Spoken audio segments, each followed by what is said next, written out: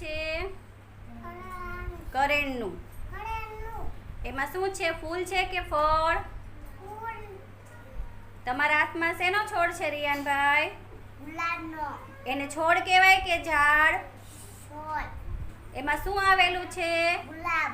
ગુલાબનું ફૂલ. જીયાબેન તમારા હાથમાં શું છે? આંબો. આંબો. આંબાનું ઝાડ કેવું હોય? મોટું. તમારા હાથમાં શું છે? પપૈયો. પપૈયાનું ઝાડ કેવું હોય? મોટું. એમાં શું આવે?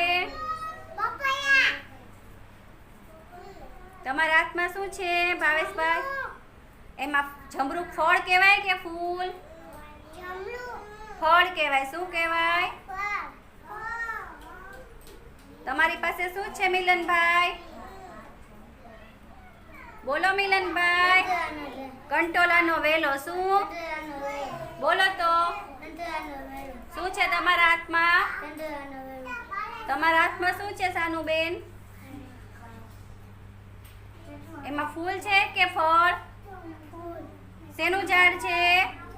ટગરીનું.